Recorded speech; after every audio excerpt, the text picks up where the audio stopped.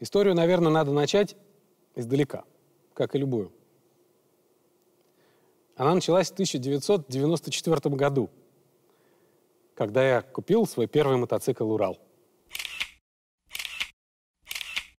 И вот я уже взрослый бородатый дядька с семьей, с детьми, с красавицей женой. Помню, что я расстроилась, что вот это вот уехать на 1,5 месяца, а как же мы, а как же я, как же все вот это.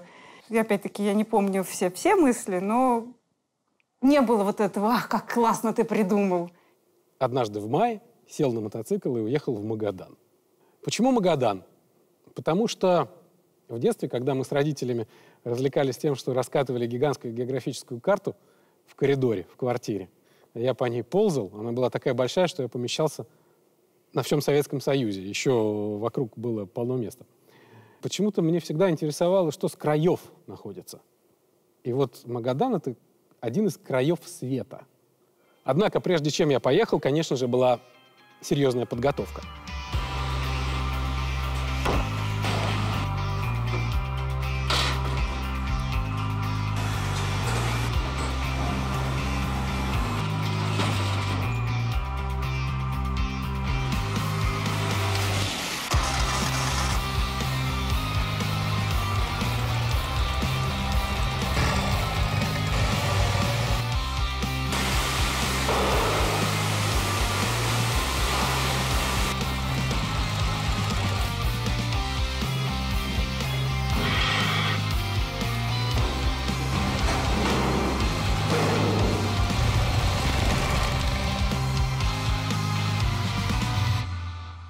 Поек ясно.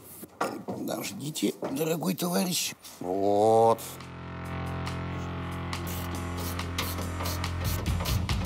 Успех! А ты что сейчас испортил? Я сейчас снял заднее крепление коляски, корыта коляски. Кстати, по поводу корыта. Будучи на нашем любимом Рыбицком мотоциклетном заводе, я задал вопрос. Вы вот корыто как подвешиваете в технологическом процессе, вот когда красите? Они на меня смотрят, и я вижу дикую обиду и боль в глазах. Я не понимаю, что вообще случилось. Я говорю, что случилось? Какое корыто? Это лодочка. Так вот, не вздумай на заводе назвать вот эту деталь корытом. Вообще-то это кузов коляски, то есть, ну, если официально. А для них это лодочка. Ясно. То есть даже не люлька.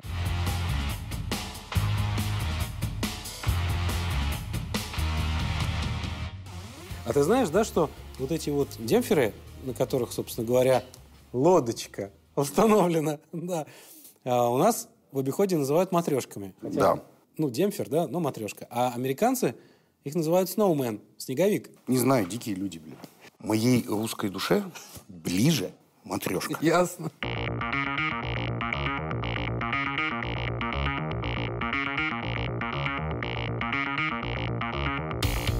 Сегодня, да, вообще такой важный день с примеркой.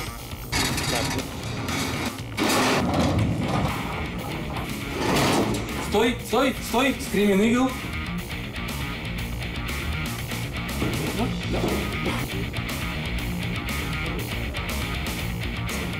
Все? Спасибо.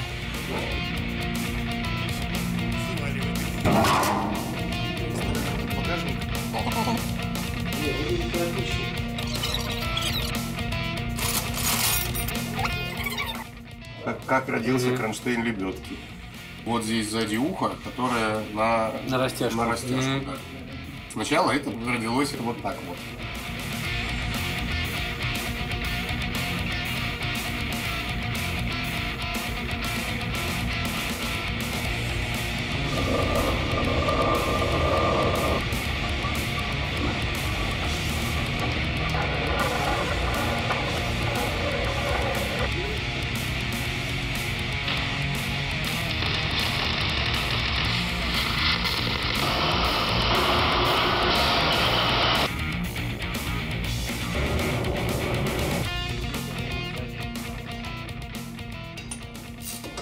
Берете, греть лебедку, ну, то есть, понял, у тебя будет, вот отсюда будет выходить разъем, Ну, здесь, наверное, будет какой-то ремешок, чтобы он у тебя на цилиндр не падал. Ну, в общем, ты его подключил и получил. И погнал.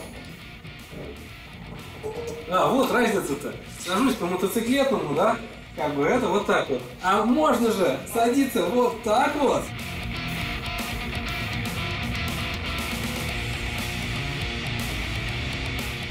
Ну вот по центру. Да.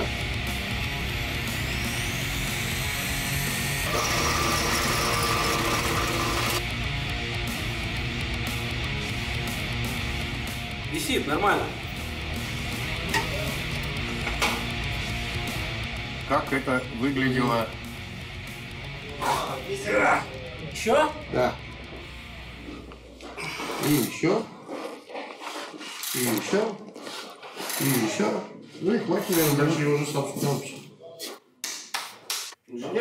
Вообще. Мотоцикл можно было совсем не доделывать. Можно было взять стоковый мотоцикл, и он вполне бы доехал до конечной точки.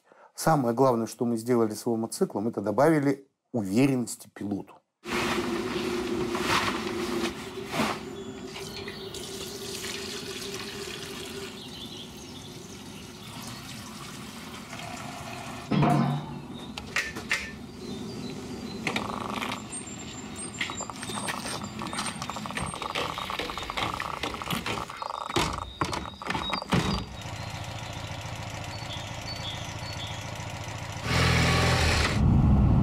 Мотоцикл скрылся из виду, этот момент настал. Какие-то вдруг появились и сожаления, и грусть, и разлука. Это то, чего я за минуту до его отъезда не испытывала и не чувствовала. Ну, какое-то что-то в зоне грудины, какое-то щемление.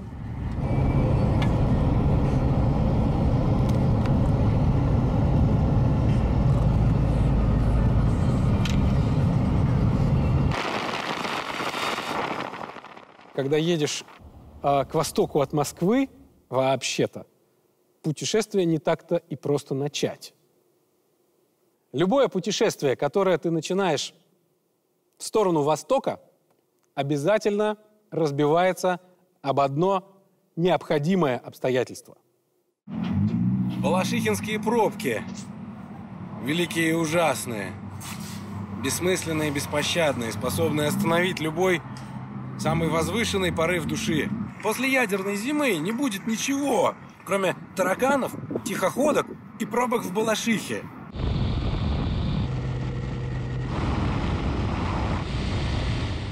Первые несколько тысяч километров очень обманчивы, потому что ты просто едешь по хорошей дороге, на хорошей новой резине, на новом свежем мотоцикле. Ты сам еще свежий, не уставший.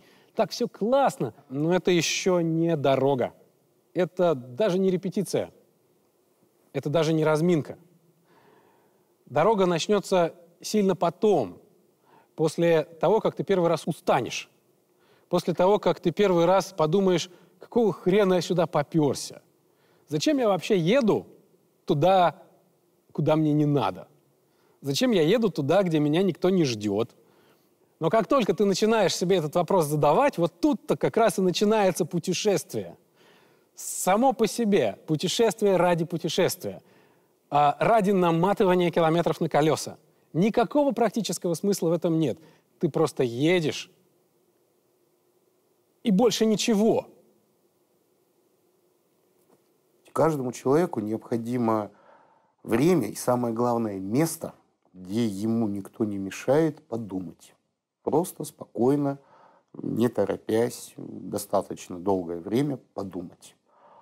А езда на мотоцикле, особенно далеко, когда ты огорожен забралом, как раз и располагает к раздумьям. Очень многие близкие, мои родные и друзья спрашивали, как же ты его отпускаешь?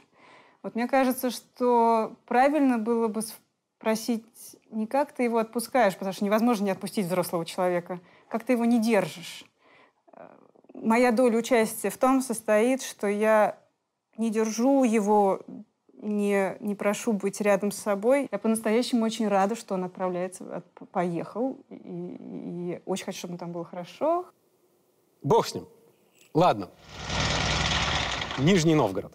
Нижний Новгород, честно говоря, удивил, преподнес сюрприз. Все эти люди, наслышанные о проекте «Урал» между Москвой и Магаданом, и приехали меня встречать?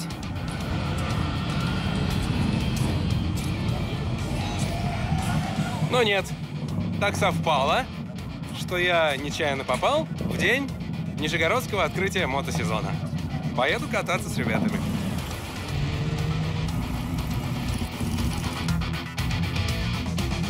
Вот. Что я могу сказать про Нижний Новгород?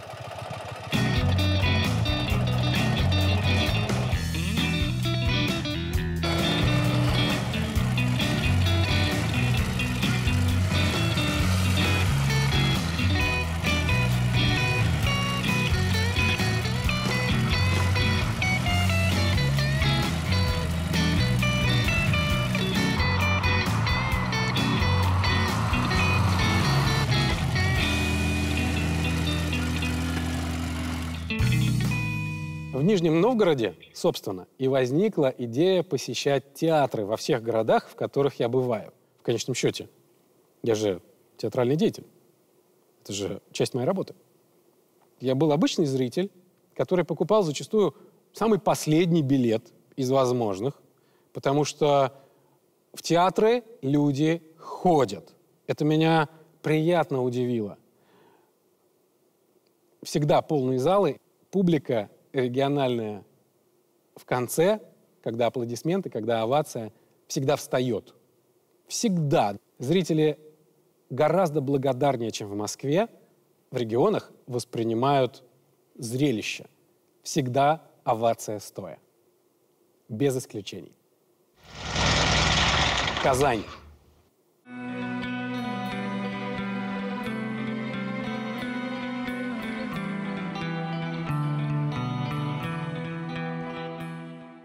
Я обычно предпочитаю в городах теряться.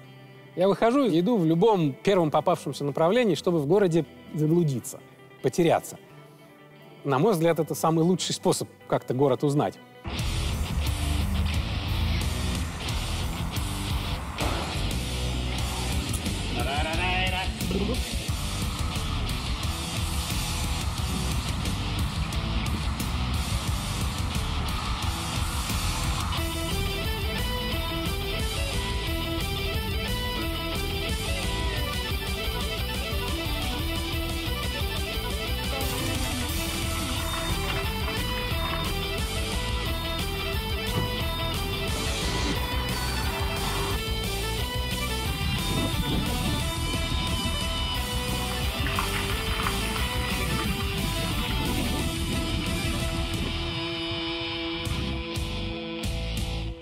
Второй город,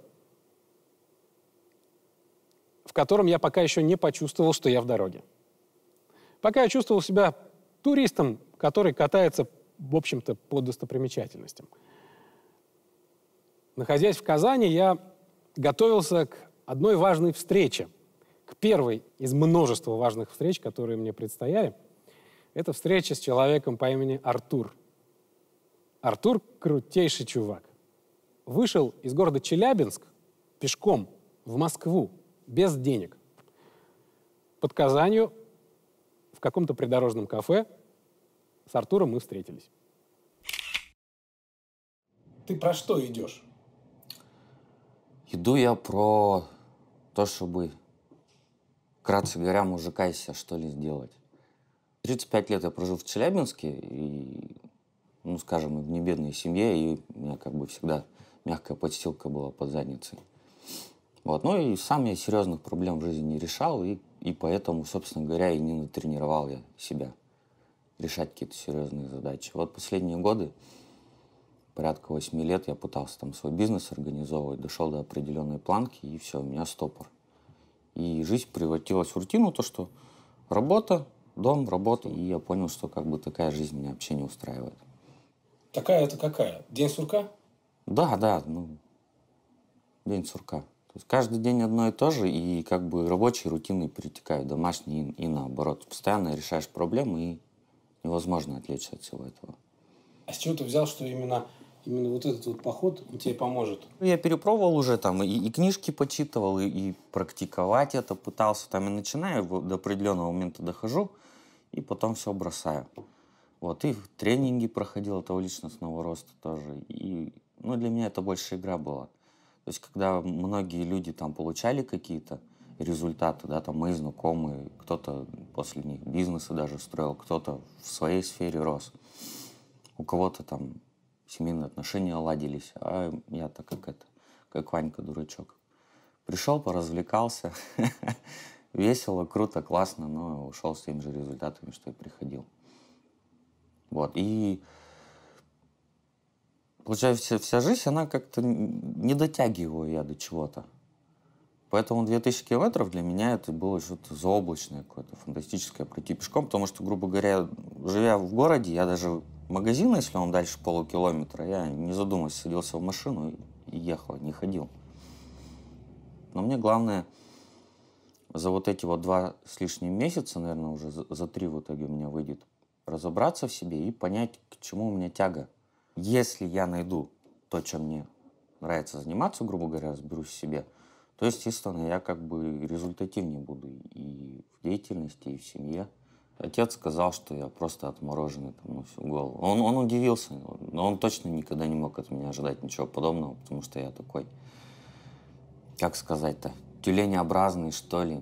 Мне вот надо всегда валяться где-нибудь там в теплом местечке. Ну, вот образ жизни такой. То есть всегда в комфорте, со всех сторон защищен, потому что как бы родители меня оберегли от многих проблем в жизни. А тут я решился на какое-то сплошное безумие. Все говорят, да тебя там на трассе фура собьет, да еще что-нибудь там, 5-10, да как это можно? Но одно порадовало, никто не сказал, то, что фуфельная идея, ты по-любому там километров 300 пройдешь, развернешься и домой пойдешь. Но я удивился, потому что обычно вот, ну, для того темперамента, который был до путешествия, это было бы очень свойственно. Я редко дела до конца доводил. Потом через месяц, когда я уже приехал, я встретил его в Москве и взял у него вторую часть интервью. Небоскребы, небоскребы, а я маленький такой. Что я делаю в Москва-Сити? А я ожидаю моего товарища Артура, того самого, который идет пешком из Челябинска в Москву. Финиш здесь, в Москва-Сити. Но вот почему-то он решил финишировать именно здесь, в этом сердце Москвы, и не на Красной площади, например, или где-нибудь еще. Что изменилось? Вот какого Артура ты потерял по дороге? А ничего не изменилось. Ну, самое парадоксальное, реально, да, по-моему, ничего не изменилось. Ну, хоть какая-то часть личности отвалилась? По-моему, нет. Вес только, да. Жир отвалился. Немного. То есть никакой внутренний слабак не остался где-то там под Чебоксарами? Не нашелся никакой там новую пару стальных яиц? Не подобрал? Не, я думал об этом, типа, а что вот реально вот, да буквально, наверное, дня 3 назад изменилось ли во мне что-то, ну, реально, и, по-моему, ни черта не изменилось. Надо пробовать. Ну, непонятно вот так вот. Как можно понять, что-то в тебе изменилось или не изменилось, когда ты даже с людьми не контактируешь? В каждый момент времени в мире всегда есть какое-то постоянное число путешественников, которые своими ногами, руками, колесами, веслами, чем угодно крутят планету. Пока вы сидите дома, путешественники крутят планету. Город Уфа. Странный город. Я не скажу, что он меня там как-то особенно поразил. Конечно, памятник Салавату Юлаеву, грандиозное совершенно сооружение. Река, жара. Кругом Башкирия. Честно говоря, почти другая страна. Уфе прямо респект. Везде пандусы для инвалидов. Любая дверь парикмахерской, салона, магазина, чего угодно, кафе, везде есть доступ для колясочников. Ни в каком другом городе, что там говорить, и в Москве тоже, такого отношения к инвалидам нет. Уфа, респект. После Уфы вот уже поперла экзотика. Настоящая. Кажется, мы в дороге. Все время говорю «мы» и пишу «мы». Мы — это мы с мотоциклом. Неразрывно связанные, как два брата. Он однозначно совершенно живое существо. Хотя я всегда был против этого излишнего одушевления железок, давания им имен, вот этого всего. Он не заводится, потому что у него плохое настроение. Мне всегда казалось это дурным иррациональным мракобесием. Но нет. Когда много времени проводишь вместе, и когда, в общем, от его здоровья зависит твоя жизнь, тут хочешь не хочешь, а начнешь его одушевлять. Имя я ему, конечно, не дал. Мы не опустились до такого уровня сентиментальности. Но, да, он знал, что я знаю, что он живой. Екатеринбург. Екатеринбург преподнес еще один сюрприз. Там я познакомился с Николаем Калидой. Вот уж была встреча-сюрприз. А где твой мотоцикл? Ты на мотоцикле? Да, с коляской? Да. Не серьезно? Да. Это который Урал в Ирбите делает? Так точно. Калида — это человек-достопримечательность города. Вот мое сегодня расписание. Я с 11 до 2 репетировал в камерном театре Гробовщика, с 2 часов занимался с студентами. Вот это мне ужасно нравится, что ты пишешь про эту жизнь, которая неизведана совершенно. Другое дело, что все-таки надо было уйти от того, как было на самом деле в жизни, и больше художественного преувеличения, неких выдумок должно было быть. Ну, люди не любят, когда вылезает кто-то из болота, понимаешь? Не любят. Ну, это нормально. Хотя я, не знаю, я всегда радуюсь, когда у других успехи. И вообще радуюсь, когда что-то талантливое. Ну, как-то были такие трудные времена, не дай тебе Бог. Вот когда мы жили в подвале еще, у нас уже 3-е место, где театр, и нас бандиты начали выгонять из этого подвала, потому что захотели там ресторан сделать. Вот это был финиш. Это просто был пиздец полный, блядь. Когда меня чуть не убили, на меня бросались там с заточкой с такой, хотели убить. Когда мы лежали 3 дня на асфальте, вот на этой замечательной улице в июне месяце, слава богу, что было тепло. И мы лежали, просто забастовку устроили. Просто легли на матрасы и лежали, и требовали, дайте нам что-нибудь. Но было просто чудо. И нам дали потом деревянный дом, в котором не было ни отопления, ни воды, ни электричества, ничего вообще не было. Мы все делали своими руками. И нам все время говорили, ничего не получится, ничего не получится. Получилось. 8 лет мы в этой избушке жили, на Тургенева 20. Там был калейдоскоп театр, да, и там все было. И там, ну, как бы в деревянном доме, совершенно не приспособленном месте, было 60 мест в зрительном зале. У нас были аншлаги каждый божий день. И оттуда мы поехали по всему миру, отовсюду. И тоже никто никогда не верил, и все ставили подножки, что...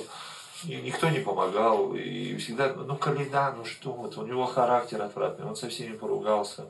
Ну да, у меня отвратный характер, я со всеми поругался. Я не люблю бездарных, не люблю равнодушных.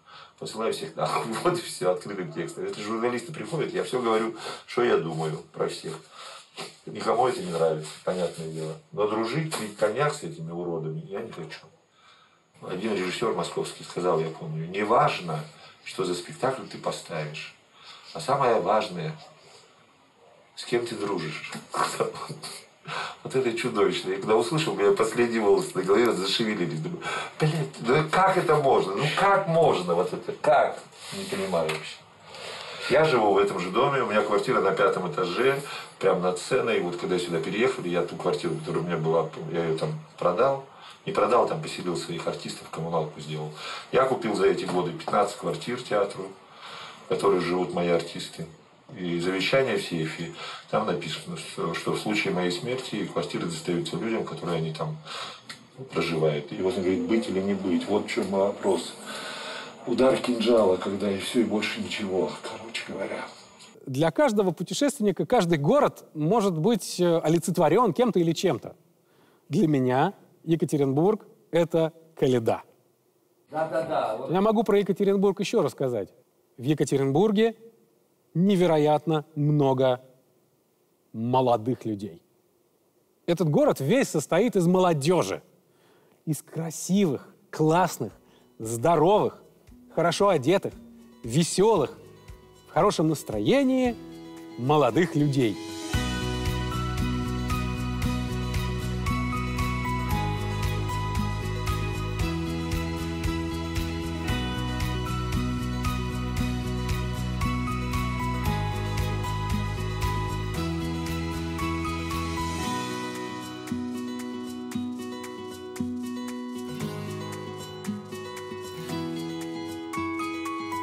Это какая-то фантастика. Ирбит. Поездка называется «Урал между Москвой и Магаданом». Подтекст этой истории в том, что не только Урал находится посередине между Москвой и Магаданом, ну, не совсем, конечно, посередине, но явно между, но еще и мотоцикл «Урал» как таковой за всю историю своего производства стал народным мотоциклом. Почему Урал в России пользуется популярностью? Урал – это в первую очередь история.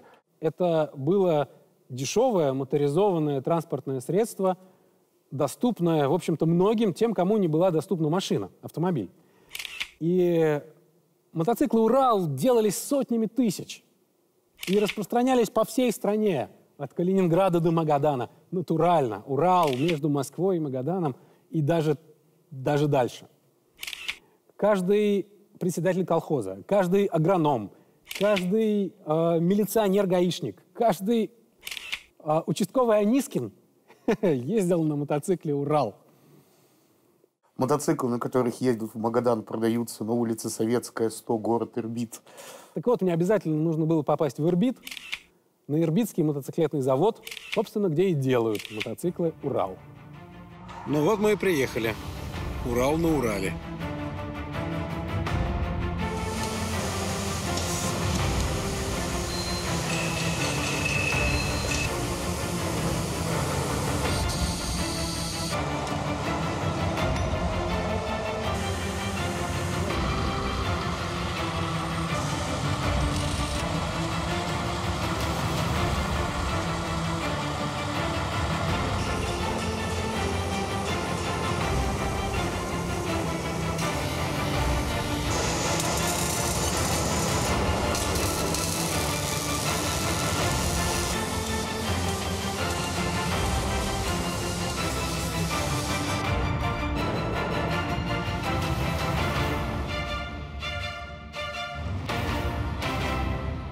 чести ирбитчан, заводчан, надо сказать, что они привечают путешественников. Вы удивитесь, но на мотоциклах «Урал» много кто путешествует.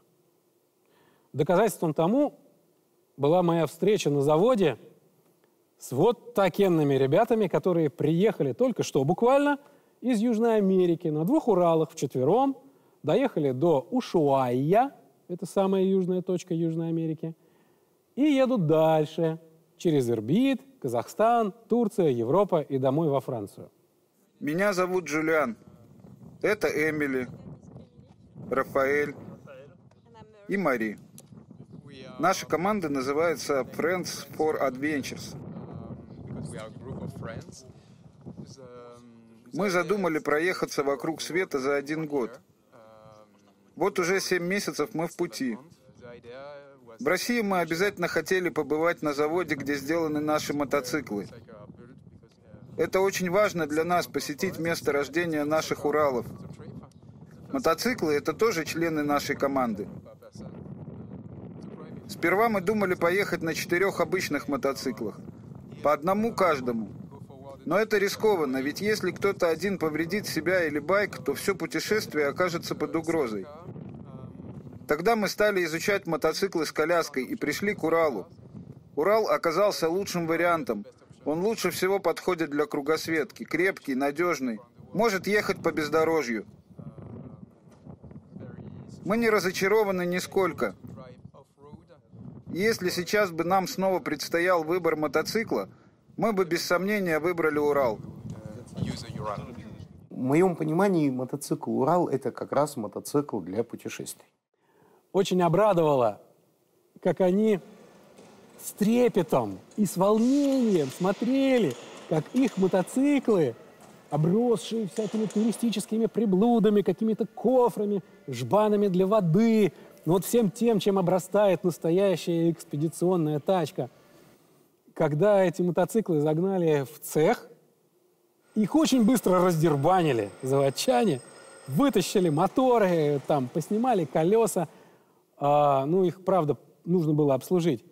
И ребята, волнуясь, смотрели на это просто-таки, ну, не сдерживая слезы, но видно было, что они волнуются. Они снимали это, фиксировали, провожали глазами, куда там понесли наш двигатель, чего там с ним будут делать.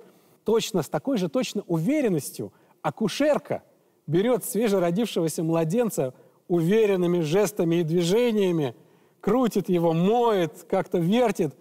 А мама думает: что ж ты делаешь, ты же его сломаешь. Не сломаю. Вот точно так же, такая же история была с этими французами. Как они переживали. Мой мотоцикл, естественно, заводчане тоже обслужили, за что им огромное спасибо. У меня теперь вилка новая. Да, у тебя новая вилка. Передних колодок тебе надолго хватит. Ага. Можешь, старайся передним тормозом всегда тормозить. Намного эффективнее. В этой уральской глубинке на иностранцев смотрели как на инопланетян. И именно тогда я соприкоснулся с вот этим явлением, которое еще несколько раз в путешествии мне встречалось, когда местные не очень понимают, что ты здесь делаешь. В наших вот этих вот дебрях зачем вам здесь быть? Что вам тут интересно? Смотреть на нашу нищету, на нашу трудную жизнь, на нашу вот эту вот невероятную скукоту и день сурка? Прямо или иносказательно спрашивают местные. А путешественник говорит: да, именно за этим. Вы — это яркий момент в истории моего путешествия, а я в вашей. Тюмень. Это не просто очередной город на маршруте. Это город, в который нельзя было не заехать. Это город особенный по двум причинам. Первое — вот. Большой Тюменский драматический театр. Самый большой драматический театр в России. Наш московский Большой театр, он не драматический. Поэтому он немножко по-другому большой. Ну так вот, вообще, едучи свою эту прекрасную трансконтинентальную кругосветку по России, я развлекаюсь тем, что в каждом городе стараюсь посещать театр. В конечном счете, я же театральный деятель. Почему бы мне не походить по театрам? Вот. И, конечно же, в Тюменский большой, в Тюменский огромный драматический театр я не могу не зайти.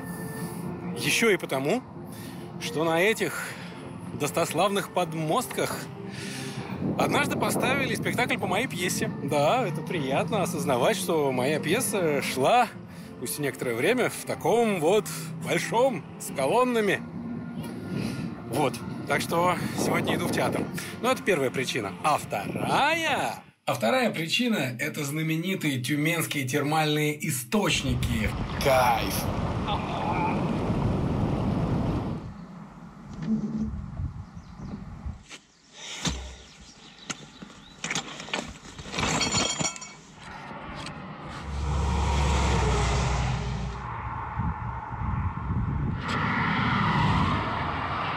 Честно сказать, при всей той грандиозной истории мотоциклов «Урал», при всем том, что это был народный транспорт, и он был в каждом сарае, в каждом дворе, сейчас это технологическая диковинка. И все 11 тысяч километров, все 1,5 месяца моей поездки я каждый день отвечал на одни и те же вопросы. Да, их до сих пор делают. Нет, запчасти от старого не подходят. Да, как тот. Но другой. Нет, не ломается. Да, стоит очень дорого. И вот тут на этом моменте, конечно же, та теплота, с которой люди со мной разговаривали, она сразу же улетучивалась, когда они узнавали, сколько дороже нового УАЗ Патриот. Да, дороже. А зачем? Когда можно? Можно, но нет. Омск. Какой шикарный театр в Омске. Красота. И какие ужасные дороги. Я, честно говоря, даже думаю, что, наверное, в Омске заседает какая-то тайная ложа, задача которой, и эта задача выдана этой ложе мировым правительством не меньше, чтобы дороги в Омске и окрестностях оставались ужасными. Новосибирск. Я ехал к сибирскому, всея Сибири, дистрибьютору мотоциклов «Урал». Кто покупатель мотоциклов «Урал»? Это же дорогая штуковина. Вот сколько раз я не встречался и не пересекался, да даже на дороге с людьми, которые помнят еще тот «Урал», что это был такой бюджетный выход из положения, когда нужен был транспорт, машина дорого, например, ИЖ – это плохо, тогда «Урал». И вот это как бы за нормальные деньги. Кто сейчас? Ага.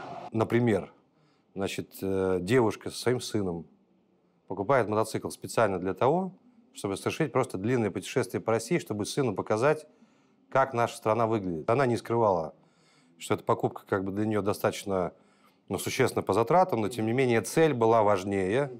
Эти затраты были осуществлены, и самое главное, что поездка состоялась успешно. То есть было пройдено, вот в рамках этой цели было пройдено 20 тысяч километров с лишним. Был объехан юг России, Черноморское побережье Краснодарского края, Ставрополье, дальше через Москву в Питер, из Питера по Северному тракту, через Ирбит. Но надо же поклониться истокам традиционно по дороге. И поездка закончилась в Северном Казахстане.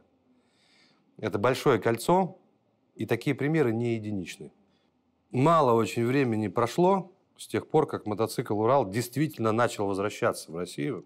Он только сейчас-то где-то информация там про него, так как пузырьки прорывается наверх. Еще мало кто о нем знает. Тем более еще меньше людей из этих, кто его попробовал. И еще тем меньше людей, которых купил. Но это процесс времени. Нужно просто дать дереву расти. Вернет новый Урал вот этот класс, возродит? Класс людей, класс путешественников? Вернет. Время нужно. Вернет просто таких, как вот мы с вами, кто ездит по стране. Мы-то наблюдаем, с каждым годом становится все больше. Мимо нас постоянно кто-то едет. Мы осуществляем поддержку там монгольским путешественникам, иностранцам, которые в Монголию заехали на Урале. Ну, это как бы нормальная ситуация. И они едут мимо. Кто-то берет мотоцикл у нас и едет кататься. Или покупает у нас там бэушный, ну, как это было там, и специально едет для того, чтобы там вот где-то его зарыть. Но вот среди этого потока российских людей становится все больше. С каждой успешной поездкой на Урале на дальнобой все больше потока через сарафанное радио будет расходиться, и все больше где-то там, вот на краю вот этого облака информации, будет появляться людей, которые тоже захотят. Можем, наверное, мы говорить о том, что наши дети Урал-то не купят. Что последние покупатели Урала – это мы, бородатые дядьки, родом из Советского Союза. Как я говорил, несколько мотоциклов было куплено в семью. В семью это означает, что вот в составе семьи были дети там, порядка 10-12 лет возраста. Они хотели этот мотоцикл, и они на нем уже с родителями поехали. Я уверен, что этот человек, который вот с детства, он же подхватил это с детства, как и мы когда-то, да? Он же с детства этот мотоцикл впитает, и у него этот уголек-то передастся. И как-то так вот оно и будет продолжаться, потому что эти факторы, которые я для себя вижу, они очень фундаментальные. То есть они прям такие, которые просто так не перешибешь, они не уйдут, вот, не канут в лету. Мне предстояло последнее в моем путешествии квалифицированное обслуживание моей техники перед 7000 километров до Магадана.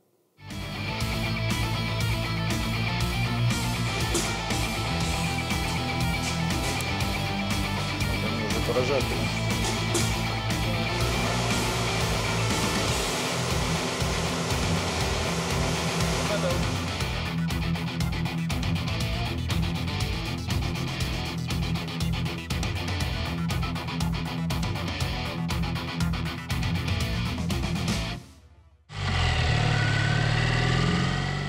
Но, конечно же, в Новосибирске я не мог не посетить театр с говорящим названием «Красный факел». Прекрасный театр, отличные впечатления, отличное ощущение от него. И еще рядом с ним находится странная штука – место принятия решений. Такая железка круглая, вмонтированная в асфальт. Вот нужно постоять и принять решение. Постоял Решил, еду дальше.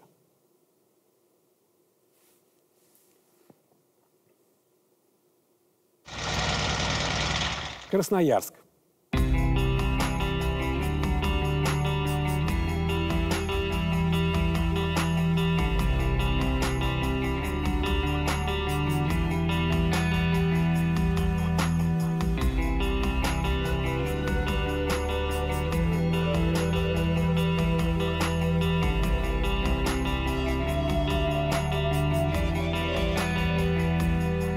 Между Новосибирском и Красноярском 800 с лишним километров.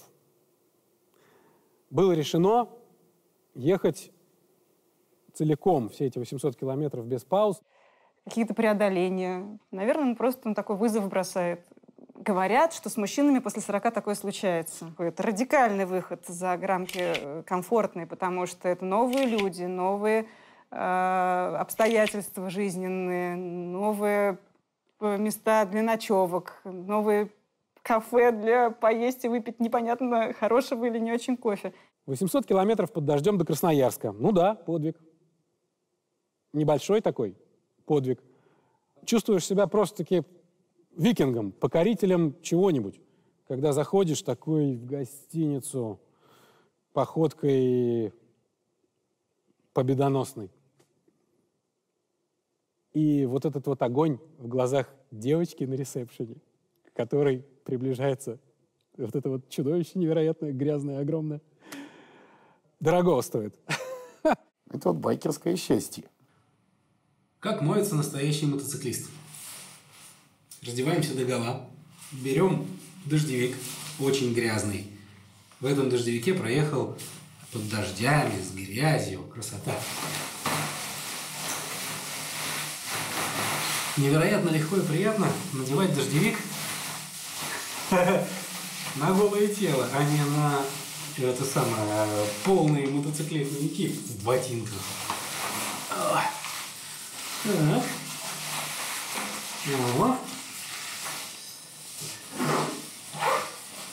Когда застегиваешь молнию, главное ничего не прищемить.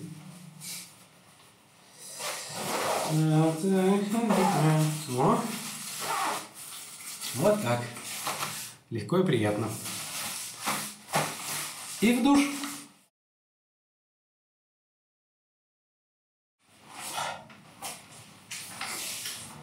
Все, теперь сохнуть.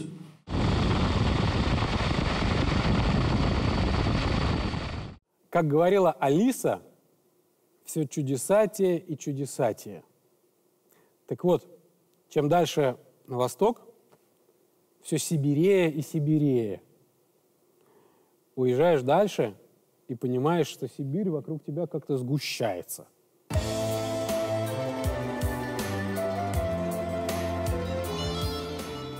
Сибирь. Сибирища.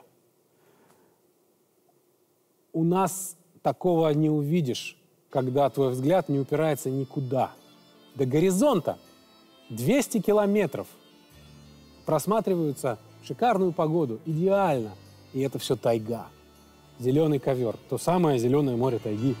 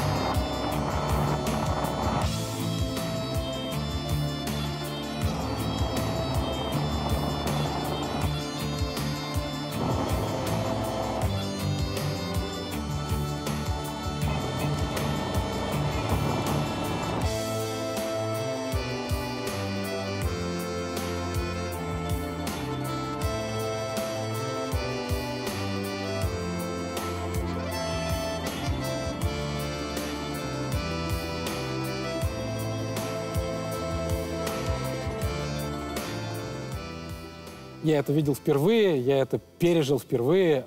Это удивительное состояние. дорога по Сибири идет плюс-минус возле Транссиба. То и дело параллельно идут поезда.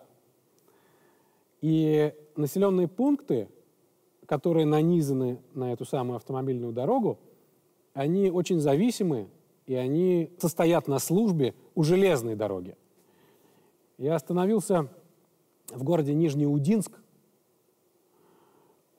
Печальное, достаточно депрессивное зрелище, и таких городов мне будет встречаться дальше по пути все больше и больше. Ачинск, Канск, Тулун, Мариинск.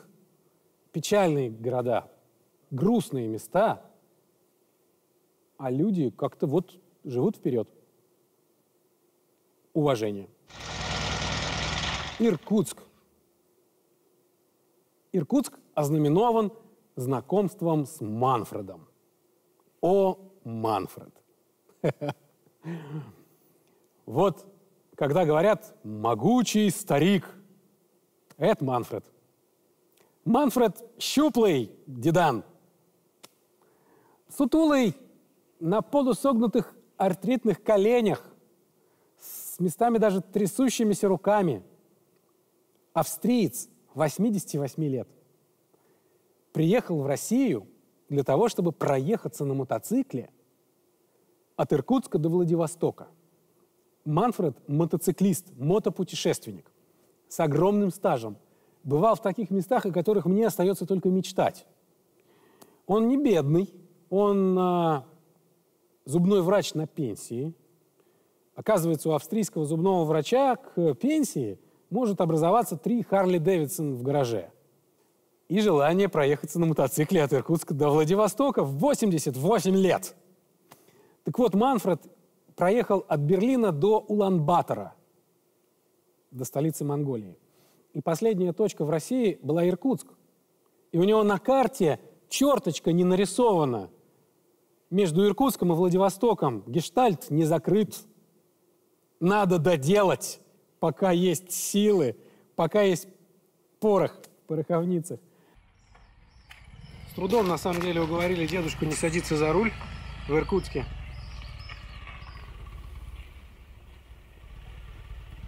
Манфред, мужик. Manfred, are you happy? Yes. You're not tired? It is okay? It's okay.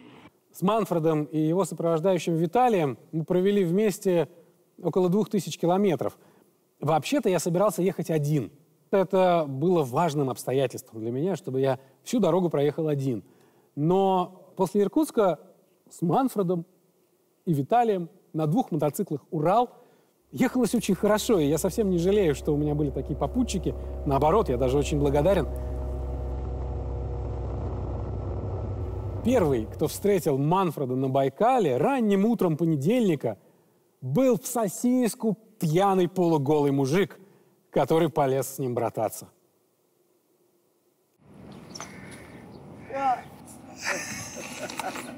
Чтоб мир всегда был, всегда мир был. Нам ее войны не надо. Не надо. He says that nobody wants war. Я, честно говоря, очень рад, что Манфреду выпала удача увидеть Могочу. Могоча – это особое место на дороге. Могоча – это слово, значимое для любого мотопутешественника. Могоча – это маленький, один из тех печальных городов,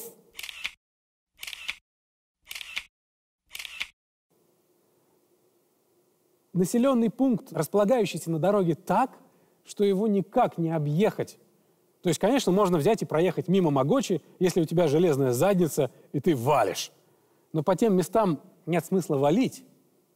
Обязательно надо заехать в Могочу и организовать там себе ночевку, потому что в Могочи есть мотоциклетная жизнь. Она, кстати, есть по всей дороге. Везде есть байк-посты, где есть мотобратья, которым можно позвонить, попроситься на ночевку или попросить помощи с ремонтом. Но в Могочи есть Саша Девил. Сашу Девила знает любой мотопутешественник, который идет либо на Магадан, либо на Новосибирск. Знает этого человека. Саша Девил говорит, что ему не нужно никуда ездить по миру, потому что весь мир и так приезжает к нему. Действительно, к Саше Девилу приезжают все мотопутешественники, все эти сумасшедшие люди на 2, в моем случае на 3 колесах, которые едут во Владивосток, в Магадан или с востока на запад, в Монголию, так или иначе. Без Могочи и Саши Девила никак.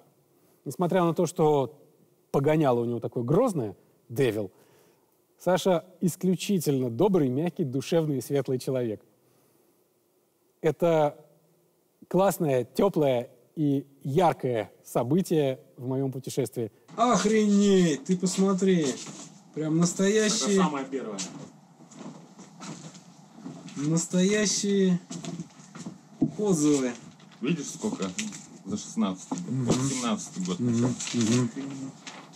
Короче, тут есть что почитать. Кореец заезжал на вот этом, но ему 84 года было, на Харлее.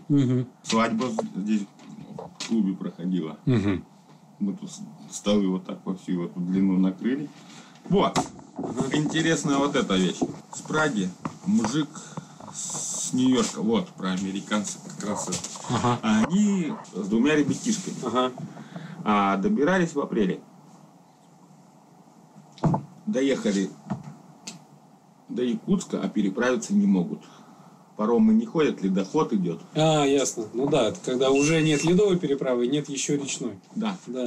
Там есть такой почти месяц промежуток. Да. Ну и мне звонят с Магадана, что придумать по Якутску, чтобы их крузак перетащить это. Я звоню в Якутск. Парень бежит в администрацию, те поднимают вертолет. В течение полчаса вот это все, да. Те поднимают вертолет, вертолетом машину цепляют, перебрасывают через речку. Они едут дальше до Могочи. До Могочи приезжает, ты кто такой, как ты смог сделать? Ну вот это транспортная операция.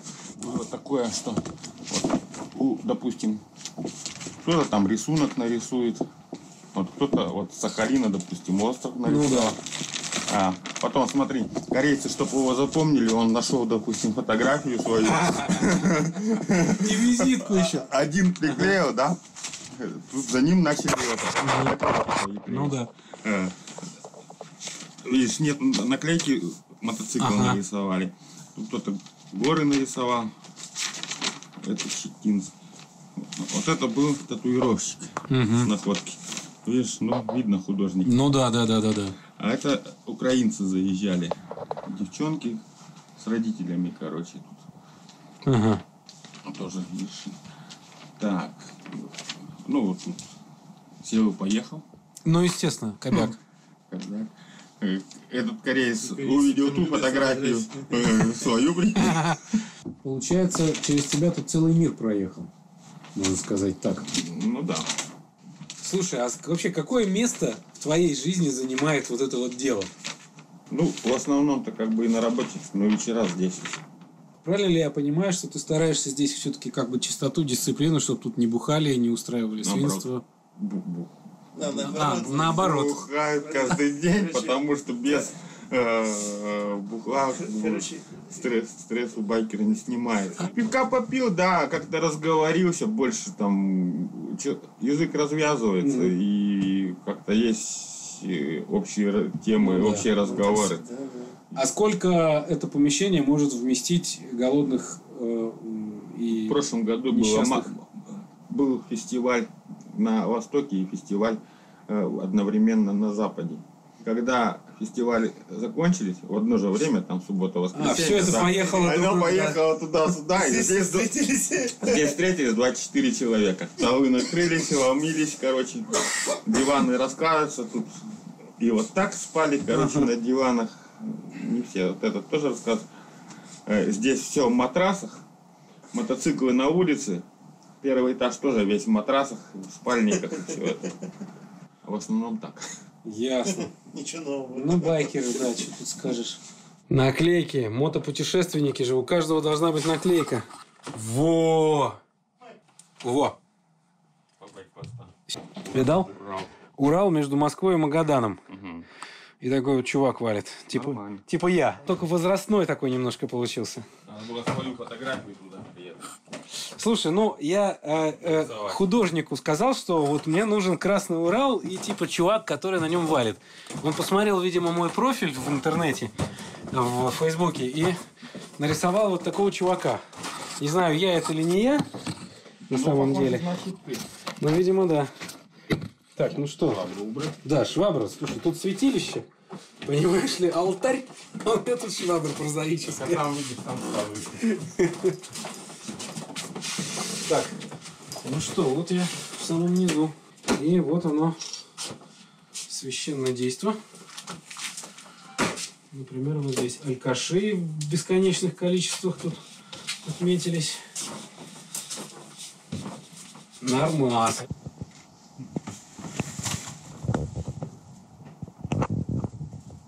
Гостиницы толковой в Могоче не было.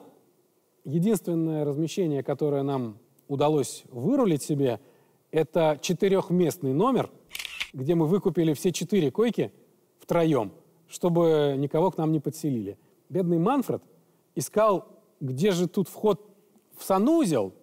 И когда мы ему показали, что, санузел находится в конце коридора, ты найдешь его по запаху.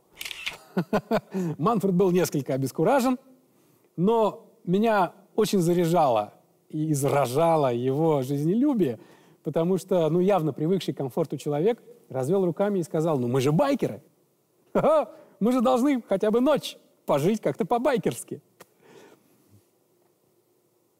Еще о Манфреде.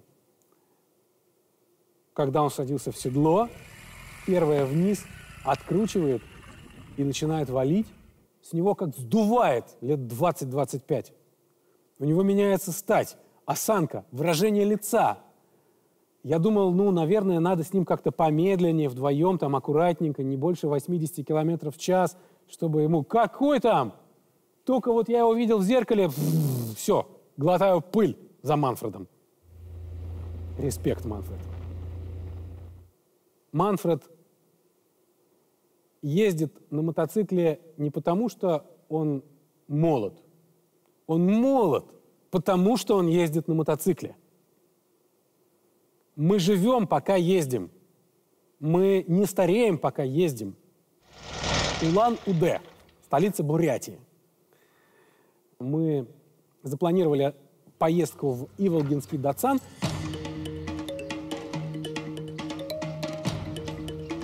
Особое место.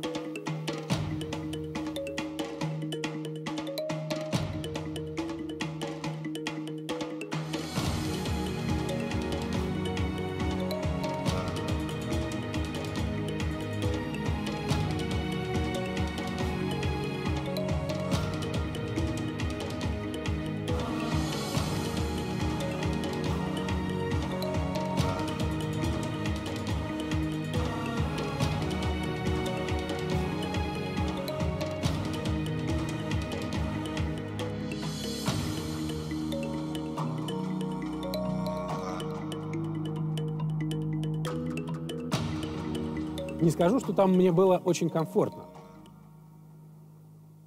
Там не произошло смычки с действительностью, не произошло контакта с реальностью. Возьми, вы больше ее нигде не найдете. В Улан-Удэ не продается в магазинах. Не оторвет, я вам гарантирую, что она не оторвет. Такой флажочек 50 рублей стоит. Вы же путешественники, вам надо это. Вот этот вот буддизм бурятский, который вокруг тебя, ты там откровенно, совершенно однозначно чужой. Что бы это ни значило. Тебя принимают весьма гостеприимно. Ты не чувствуешь никакого видимого барьера, но невидимый преодолеть все равно не получается. Мы прошли полагающийся круг, это называется кора, обязательно по часовой стрелке, по дорожкам, круг внутри монастыря с обязательным вращением молитвенных барабанов. Эти барабаны разные, видно, что их делали в разные годы, разные люди, какие-то большие, какие-то маленькие.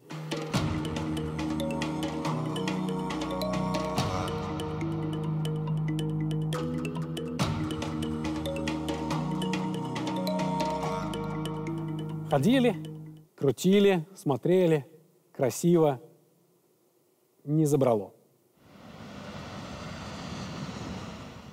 Населенный пункт Сковородино. Это то место, где к федеральной трассе примыкает трасса Лена. Мне на нее, мне туда, мне на север, в Якутск. Ребята поехали дальше, во Владивосток. У нас было очень трогательное прощание. Мы стоим на перекрестке двух дорог. Трасса Амур и трасса Лена. Мои драгоценные товарищи сейчас поедут. Да, вот они, красавцы. Помещаются в кадр, да. Сейчас они поедут в Владивосток, на восток. А я поеду в Тынду на север. Вот, даже Манфред, который не понимает по-русски, слово «тында» его веселит. My heart is breaking. Because... Thanks for all. And it was a great pleasure for me to meet you. Thank you very much. For me also. Let me hug you. Let me hug you. Да. Вот. Ладно, сейчас будем за кадром слезно прощаться, потом я сниму, как вы отъезжаете.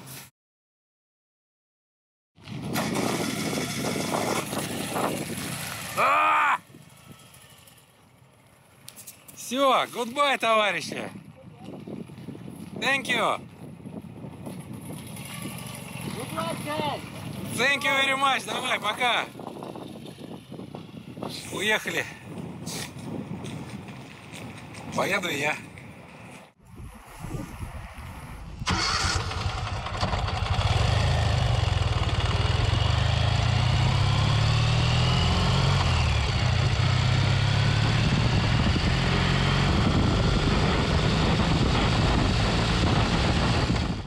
О, трасса Лена.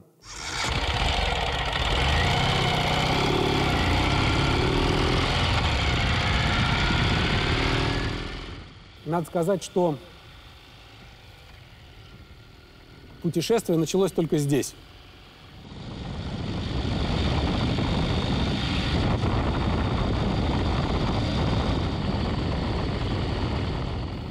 Я, в общем-то, и ехал не ради асфальта. Не ради этих невероятных красот забайкальских, читинских. Они настолько прекрасны и настолько грандиозны и продолжительны, что это становится даже слегка скучновато. Саяны, долины вот эти, дорога, вьющаяся по каким-то совершенно реликтовым местам, ты понимаешь, что ты едешь по дну древнего океана. Но мне на север, мне в Якутск.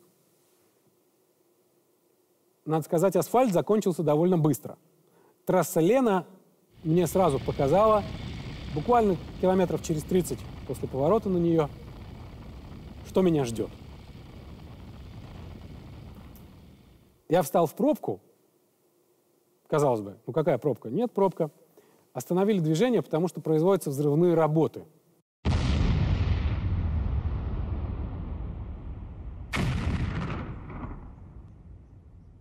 Трассу все время строят. Ее отвоевывают у тайги, у гор, у болот. Ее выгрызают из природы. И для того, чтобы построить еще 10 километров, нужно произвести взрыв. Мне посчастливилось наблюдать этот взрыв, когда бабахает так, что в душе отдается, и на полнеба вздымается пылевой столб, как от извержения вулкана. Бабахнули, поехали дальше. Трасса Лена на протяжении 1000 с небольшим километров заасфальтирована где-то процентов на 30. В остальном это гравийно-глинистое такое покрытие, которое пыльно, когда сухо, и скользко, когда мокро.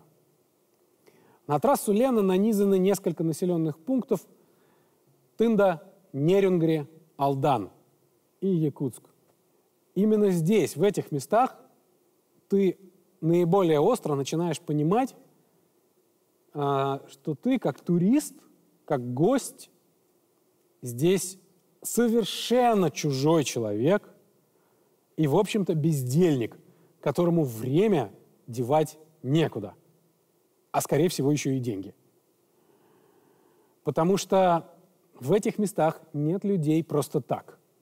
Здесь нет кого-то лишнего. Здесь нет людей, которые не заняты ничем.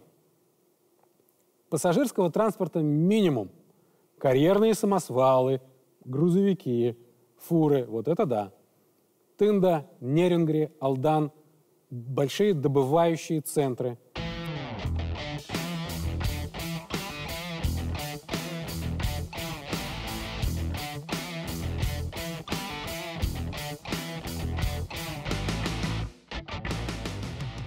На бензоколонках продаются спреи против медведей.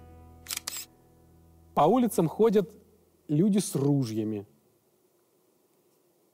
В Москве такого не увидишь. Какой в Москве? В европейской части России. В городе Тында это нормально. По городской улице идет человек с ружьем. Трасса Лена идет из Забайкалья в Якутию. Есть осязаемая совершенно граница Якутии, которая обозначена двумя высоченными столбами.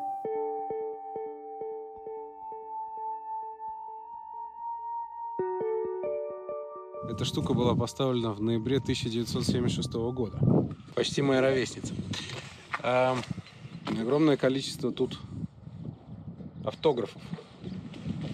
Саратов, Ливадия, Якутск. Ехали на Лексусе. Магадан, Байкал, Магадан. Красноярск, Якутск, Вилюйск, Иваново. О. Так, москвичей что, нет, что ли? Москвичи, по-видимому, не оставляют автограф. Алдан, Владивосток. О, Тель-Авив даже есть. Тель-Авив. Обалдеть. Краснознаменск. Ладно, в общем, наскальную живопись оставлять я не буду, а наклеечку налеплю.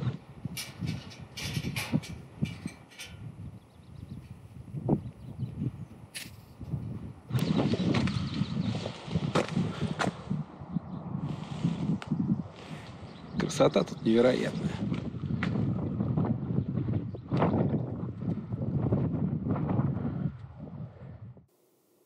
Столбы называются СРГ на якутском. СРГ – это коновязь. Столб СРГ обозначает, что у этой земли, у этого места есть хозяин. СРГ может стоять во дворе дома, может стоять в чистом поле, обозначая, что эта земля не ничейная. СРГ в Якутии попадается везде. Собственно, первое, что видишь, въезжая в Якутию, это два гигантских СРГ. И рядом панно огроменное с надписью «Слава строителям БАМа». И действительно, это все на большом утесе, и сверху видно, как внизу тянется железнодорожная нитка. По абсолютно диким, невероятно диким, где не ступала нога человека местам. Но эта железная дорога и та дорога, по которой ты едешь, это два ориентира, которые дают тебе четкое ощущение, что ты, в общем, среди людей. Потому что, ну, отвернись, и кругом дикая природа. Такая природа в каком-то таком божественном материнском смысле слова. Не просто елочки-цветочки, а природище. Ты понимаешь, что вот она, Земля, планета. В тех местах уже начинается такое немножечко бесцеремонное к тебе отношение, когда тебя могут просто остановить на дороге, не ожидая, когда ты встанешь сам, к тебе вежливо подойдут, начнут расспрашивать. Нет, тут тебе могут начать бибикать, прижимать к обочине, что-то там орать. Ты останавливаешься в полном недоумении, спрашиваешь, чего? Думаешь, где я накосячил, кого я подрезал? Нет! Вываливает толпа радостных людей с ружьями, которые просто расспрашивают тебя про мотоцикл. Фу, необычайно для европейца. Якутск. Вот уж экзотика. Вообще Якутия и Якутск в частности.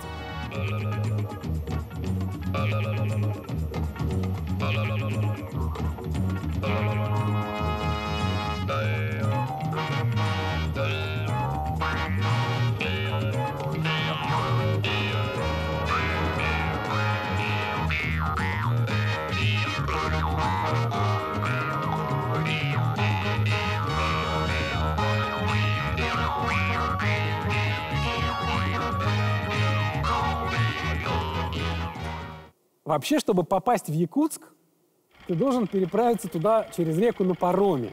Так получилось, что дорога Лена проходит по одну сторону реки Лена, а город Якутск стоит на другой. Моста нет. И, наверное, еще не скоро появится. Поэтому все привыкли, там есть 2 большие паромные переправы, и все привыкли ими пользоваться.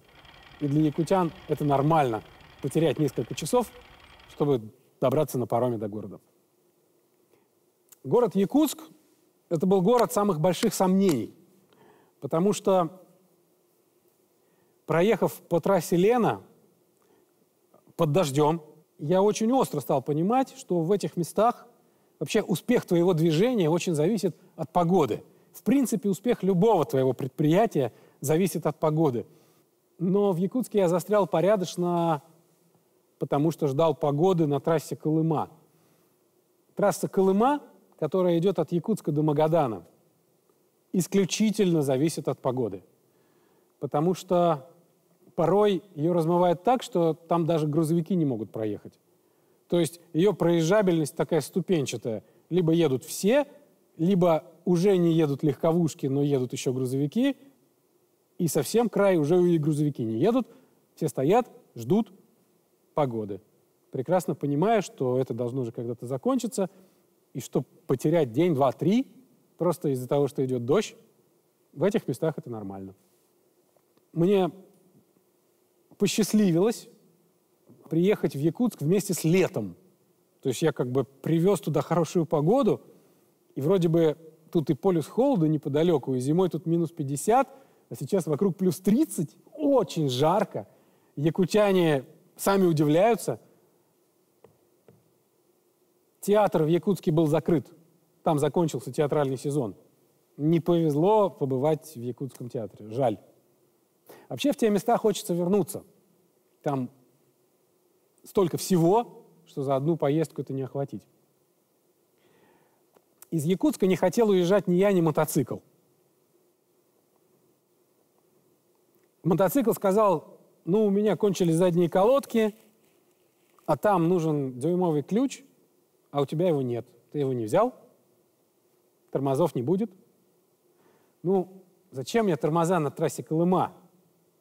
Но все равно у меня были запасные колодки, и я решил упереться и все заменить. Пришлось поднять мотобратство. Через 2 телефонных звонка я познакомился с крутым чуваком по имени Толя Тень.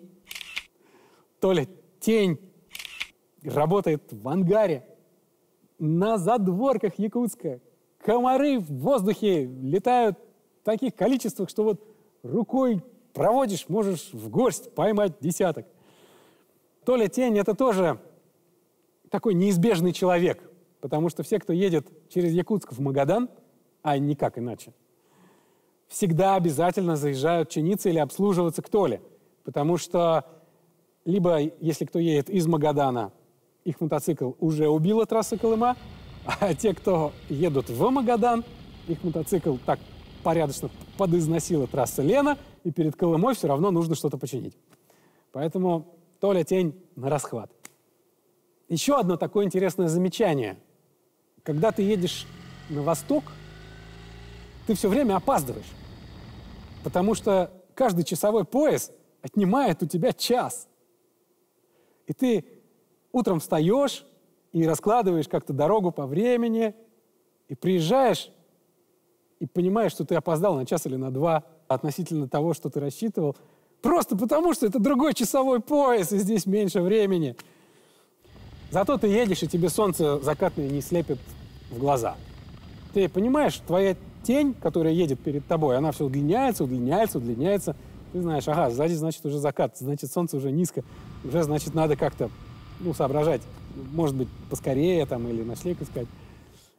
В этом тоже есть плюс. Но большой минус, что ты каждый день просыпаешься, и твои сутки становятся еще короче. Я выехал из Якутска очень нехотя. Это была одна из тех точек, в которых хотелось проявить малодушие какое-то и плюнуть на все, и отправить мотик транспортной компании. Я уже больше месяца в дороге. Я уже соскучился по всем, я уже устал. У меня, что-то уже закончилось, что-то уже там сломалось. Мама, я хочу домой. Сейчас я просто хочу, чтобы он вернулся домой здоровым, невредимым. Я в таких случаях, когда мне было так не очень, я звонил дяде Сереже. И вот говорил ему: слушай, там на Колыме погоды нет. Может, я не в Магадан, а во Владивосток поеду. Давай мы переделаем. Будет Урал между Москвой и Владивостоком. Тоже неплохо. Тоже правда. Сережа мне говорил: нет, твердо. Если человек ищет повод не поехать, он его обязательно найдет. Я всем своим друзьям говорю: я еду только с одной целью, чтобы у меня не было дороги обратно, чтобы мне было стыдно, отказываться от своих замыслов. Да, ну ладно, поеду в Магадан. Я не собирался сворачивать. Естественно, я бы и так поехал. Но вот эта вот поддержка, она, правда, очень нужна. Особенно, когда ты очень устал. Я заехал на паром на другую сторону реки Лена, поселок Нижний Бестях, заправка, полный бак, обе канистры и вперед. На Колыму. Вообще на трассе Колыма очень туго с бензином. Я тут посчитал. На всей Колыме, плюс-минус 13 бензоколонок. 10, 12, 13. Представьте себе, 2000 километров и 13 бензоколонок. В Москве на МКАДе значительно больше. А МКАД 109 километров. Езда по трассе Колыма – это некоторое умственное упражнение, как разложить свой график движения, привязав его к бензоколонкам и к очагам цивилизации, потому что их там тоже очень мало. Первые несколько сот километров ты продолжаешь ехать по Якутии, и, в общем, очень даже дружелюбная природа, такая вполне понятная тебе природа, которую ты видел сотни, тысячи километров назад, Бурятия, Саяны, очень похоже. Асфальта нет, есть песок, очень толстым слоем насыпанный на какой-то гравийной основе, и очень трудные обгоны, потому что фура, которую ты хочешь обогнать, ты к ней подъезжаешь, а за ней на 100 метров шлейф пыли такой, что видимость там, метров 10-20, и ты не понимаешь, на встречке есть кто-то, нет никого. В зеркалах заднего вида водитель фуры тебя не видит, он бы и рад бы сместиться и уступить тебе, но он не делает этого, потому что тебя не видно. Там каждый обгон – это, русская рулетка в чем-то. Либо нужно успокоиться и перестать обгонять, либо рисковать. В основном люди зарабатывают коневодством. Лошади для якута – это священное животное. Лошади везде. Любое свободное поле, любой какой-то промежуток между населенными пунктами – это обязательно пасущиеся лошади. Смешные якутские лошадки, коротконогие, коротконосые, горбоносые такие, лохматые. Их никто никогда не стрижет, на них никто никогда не ездит. Это мясные породы. Ездят там на других. Естественно, якуты ездят на лошадях, как пастухи, они пасут эти табуны, но мясные лошадки, они такие трогательные, они как кошки. Такие какие-то дурацкие, классные. Самое вкусное, самое дорогое мясо у жеребят. Жеребенка надо забить до 7 месяцев. Тогда он ценнее всего. Так значит так.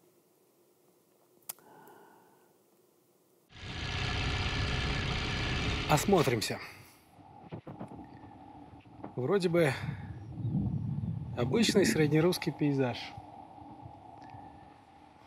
Озерцо, березки, кукушечка кукует, какие-то еще птички, елочки-сосенки. И ничто не заставляет подозревать, что в 20 сантиметрах, в 20-40 сантиметрах под моими ногами вечная мерзлота. Смерзшаяся в камень земля. Удивительное дело. На улице сейчас плюс 30. Вот тебе и север, вот тебе и Якутия. Косвенным подтверждением того, что яму здесь просто так не выкопать, служит вот это. Так выглядит местное кладбище маленькое. Они такие крошечные, стоят прямо возле дороги. Буквально по 3, по 4, редко даже больше, 10, может быть, таких вот сооружений. Это удивительный такой какой-то местный микс. Столб – это местный якутский символ, обозначающий коновесь. Ну, как бы, кони для якутов – это же, в общем, практически священное животное. И при этом, несмотря на то, что это такая, как бы, абсолютно языческий атрибут, на нем на верхушке звездочка, отсылающая нас к советской действительности. И тут же рядом со звездочкой может быть еще и крестик православный. То есть все три атрибута разом: крест, звездочка и языческий столб. Так и хоронят своих мертвецов. Строят им такие маленькие домики, избушки. Потому что мерзлота. И вырыть могилу в земле невозможно.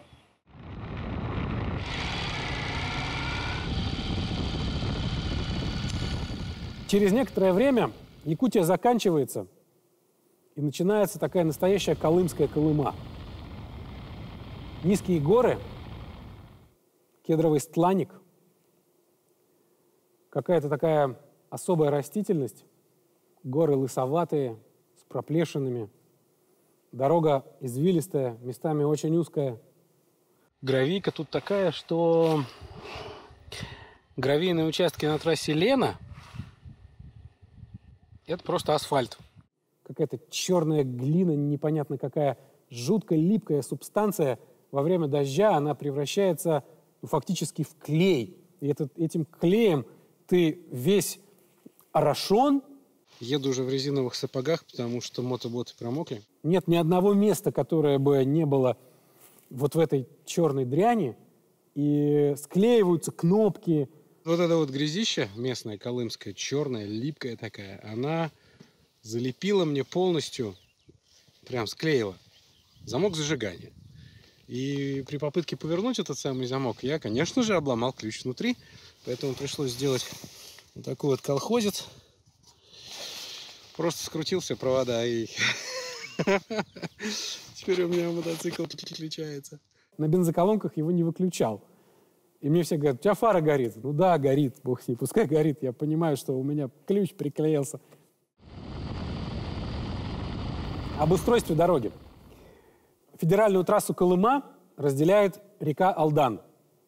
Как тот город Алдан, только здесь река Алдан. И тоже паром, тоже моста нету. Паром ходит, если в Якутске там хоть есть какое-то понятное расписание, то здесь расписание совершенно от вольного. Паром ходит по каким-то своим законам. То есть целый паром, полностью загруженный машинами, может не отходить от берега, потому что ждут грузовик, который позвонил, что едет. По этой трассе, понятно, он может ехать достаточно долго. Ну, значит, будем ждать достаточно долго. Паром через Алдан занял у меня около 5 или 6 часов, из которых около 4 было ожидание, и часа 1,5-2, собственно, переход через реку. За это время на пароме я познакомился с человеком по имени Игорь. Игорь – золотодобытчик. Он живет в городе Устнера, там, на Колыме. Он вообще-то местный. И работает там же. С Игорем мы договорились, что он как-то взял меня, что ли, под шефство, потому что вообще мотоциклист в глазах очень многих людей такое довольно уязвимое существо. А здесь, на Колыме, люди прекрасно осознают свою уязвимость. Все прекрасно отдают себе отчет в том, что ты здесь, ну, прям букашка, наделенная сознанием, способная там, делать какой-то осознанный выбор, любящая, страдающая, переживающая, маленькая букашка, потому что природа, которая вокруг тебя, в 150 тысяч миллионов раз тебя сильнее. И выезжая на дорогу, на единственную в тех краях дорогу, трасса Колыма, все прекрасно отдают себе отчет, что случиться может что угодно. Встречаешь машину где-то раз в 20 минут или полчаса. Ко всему все равно не подготовишься. Единственное, на что ты можешь уповать, это на помощь. Таких же, как ты, которым посчастливилось не сломаться, не упасть, не проколоться, у кого есть бензин, топливо и так далее. И там друг друга не бросают.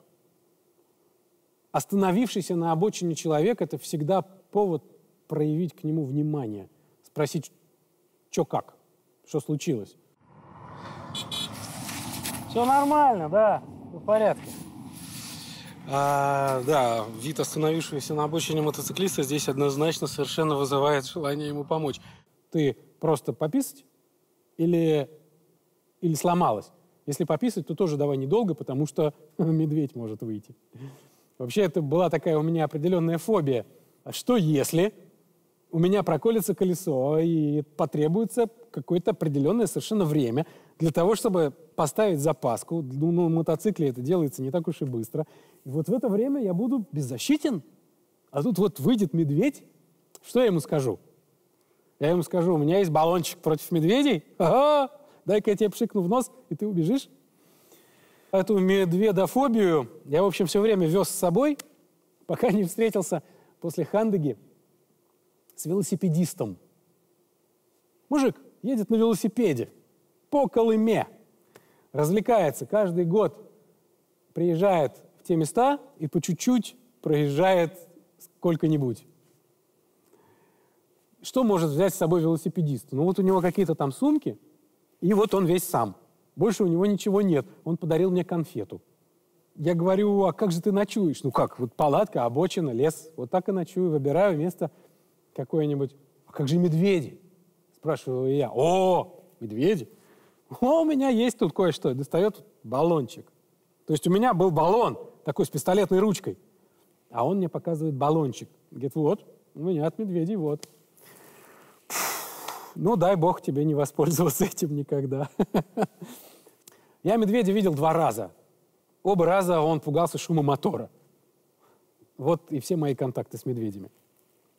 Все в тех местах понимают, что любой путник на дороге уязвим, потому что идут дожди, и, скорее всего, некоторые ручьи, ну, они говорят, вспучило их.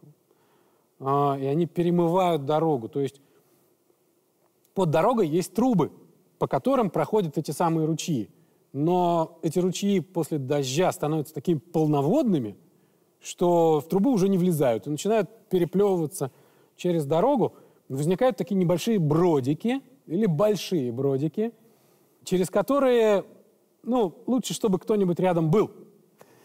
И один из таких бродиков я просто не смог преодолеть, потому что ручей, который, ну, обычно, Игорь рассказывал, когда он ехал в другую сторону, этот ручей был сухой.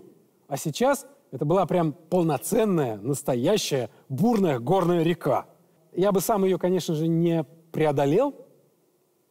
Игорь зацепил меня своей «Газелью» за трос, я выключил мотор и отправился в плавание. Но мне было по грудь. У меня мотоцикл утонул весь. Надо сказать. Зато мотоцикл чистый. Я не очень понимал, есть ли у меня мотоцикл дальше. Ну ничего, нормально. Урал справился. Выкрутили свечи, поплевались, значит, мотором из цилиндров в воду, выплюнули, из воздушного фильтра вылили. Бум! Завелись. Первая вниз. Погнали. Без Игоря я бы это не преодолел. Я бы стоял бы под дождем и ждал какого-нибудь грузовика. Без него я бы утонул. Плавать бы научился. А это знаменитая заправка, вся в наклейках. Кюбеме. Единственная на 500 с хреном километров Поэтому заправляться на ней обязательно. Еще обязательно наклеить свою наклейку, конечно же. Во! Последнее. Ну что, места-то больше нету, конечно. Куда клеить? Да, придется на уголочек.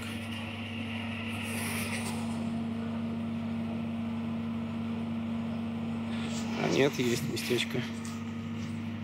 Сейчас я тоже увековечу свою наклеечку на вашей знаменитой бензоколонке. Чё говоришь?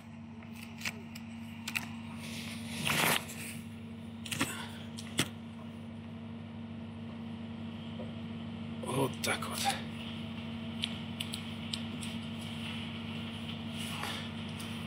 Так значительно красивее. Это еще плюс трехколесного мотоцикла. Потому что люди на двух колесах, для них броды, где ты не видишь, по каким камням ты едешь, есть риск уронить мотоцикл с работающим мотором под воду. Если он хлебанет воды, произойдет гидроудар, путешествие закончено. В самом неудобном месте. А на трех колесах тебя можно зацепить на веревку и отбуксировать. Очень удобно. Путешествуйте мотоциклами Урал. Игорь довез меня под своим недреманным оком до городка Усть-Нера. Еще один печальный город, нанизанный на нитку дороги.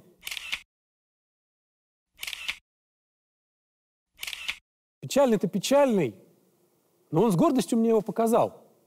Он прям сделал экскурсию по этому маленькому городу. Вся экскурсия заняла 10 минут. Но вот наш дворец культуры.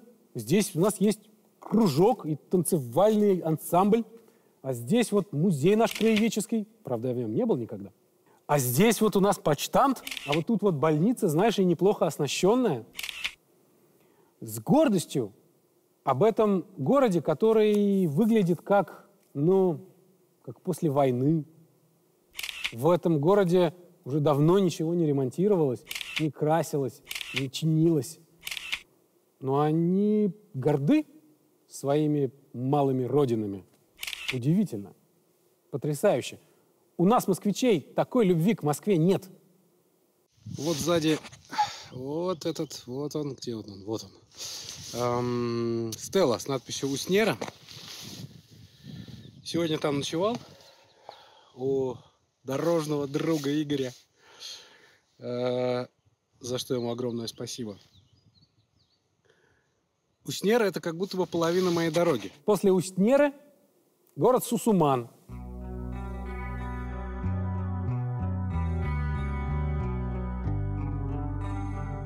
В Сусумане я тоже застрял на несколько дней, тоже потому что ждал погоды. И местная МЧС распространила предупреждение, что вода в реках поднимается, дорогу размывает. Я это видел своими глазами.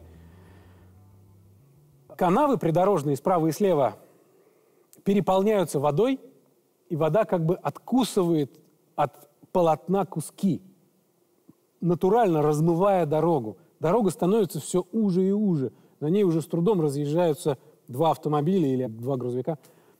И я понимаю, что дожди, которые для нас, это просто какая-то сводка погоды в интернете или по телевизору, там это бедствие. МЧС предупреждает, дорогу может размыть. Вы можете выехать, может случиться так, что перед вами размыто, вы разворачиваетесь, а за вами уже тоже размыто. И вы можете застрять. И вас никто не придет спасать, пока не изменится погода. Поэтому я сидел в Сусумане и ждал погоды. Сусуман — это центр золотодобычи. Там все про золото. Больше ничем другим там люди не занимаются. Добывают золото, или обслуживают тех, кто добывает золото, или ремонтируют технику, которая добывает золото. Все вокруг золота. Наконец, тучи как-то разошлись, и из Сусумана я решил одним разом добраться до Магадана. Там 600 километров. 600 километров по трассе Колыма Это совсем не те 600 километров, которые ты мог себе позволить на материке по асфальту, когда 600 километров — это даже не целый ходовой день, у тебя еще будет вечер, чтобы отдохнуть. Нифига подобного. И здесь у тебя средняя скорость 40 километров в час. В лучшем случае. Плюс еще же надо поостанавливаться, поснимать. И помолиться дорожным богам, чтобы ничего не сломалось. Потому что, как правило, когда у тебя остается несколько последних дорожных плечей, ты уже расслаблен, ты уже почти приехал. Ну, Господи, что тут осталось? И вот тут-то могут поджидать засады. Вот осталось ему там 100 километров до Магадана, а впереди фура, которая едет там 40 километров в час. Вот найди в себе силы не обгонять эту фуру. Ты ехал там 3 недели, ну, приедешь ты на полчаса позже. Ну, это вот вообще ни о чем. Найти в себе силы, неоправданно не рисковать, это, в общем, тоже большое искусство. Надо сказать, что богам дороги, богам Колымы я принес в жертву всего ничего крыло коляски. Отвалилось от вибрации. Дребезжало, трещало, вибрировало, дрожало. И я, наконец, его просто оторвал. Потому что, ну, невозможно было ехать. И вот в этом желтом, грязевом, глинистом таком месиве на одном из перевалов стоит сейчас ярко-красное крыло от моего мотоцикла.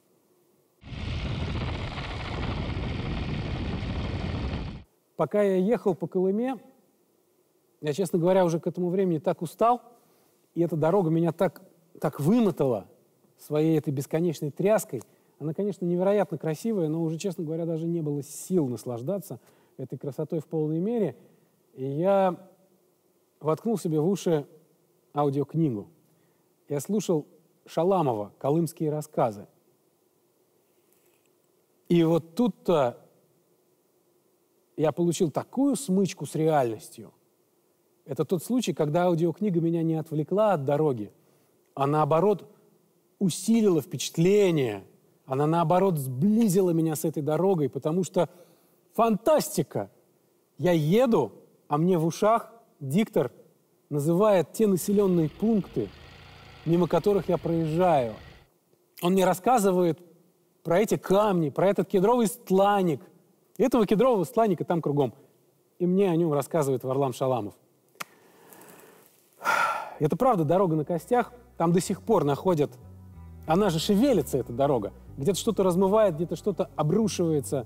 И то и дело прямо из грунта, из почвы на тебя смотрит череп человеческий или какая-нибудь рука тянется. Она и правда дорога на костях. Там до сих пор остались такие деревянные сооружения, которыми зэки, которые строили эту дорогу, облегчали себе работу, взрывали гору, измельчали ее до состояния гравия и через такие огромные деревянные лотки с заслонками насыпали этот гравий в тачки, которые вручную, соответственно, растаскивали на несколько километров в разные стороны, разравнивали лопатами и строили вот эту самую дорогу. Она не изменилась. Никого. Нигде. Даже жутковато как-то. Колыма — это совершенно другая планета. В чем-то прекрасное, в чем-то страшное. Я хочу туда вернуться.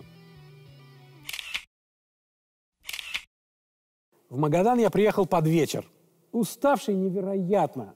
Колымская дорога подарила мне шикарный дар, сделала она мне. 150 километров асфальта перед Магаданом. О, боже, фантастика. После всех этих грязевых перевалов, где ты даже на 3 колесах чувствуешь, что ой-ой-ой. А тут асфальт. И я все думал, какая будет моя встреча с дорожным знаком Магадан. Я к нему ехал 1,5 месяца. 11 тысяч километров. Ради того, чтобы увидеть белую табличку. Сил не было праздновать, торжествовать. Проехал, промчался, не заметил знак. По навигатору смотрю, о, въехал уже. Где знак-то? А, вот же, развернулся. Остановился, боже мой, сделал селфи, выдавил из себя улыбку. Сунул телефон в карман. Какие съемки? О чем вы? Добраться бы до ночлега.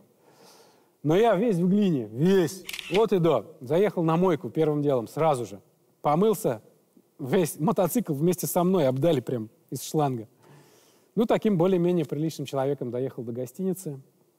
Прям не верил. Я доехал. Вот оставил мотоцикл, слез с него. Понимаю, все. Мне больше завтра на нем не надо никуда ехать. Я его, конечно, люблю. Но были такие моменты, когда я его уже прям сторонился. Пару-тройку дней не прикасаться и не садиться. И тут мы доехали.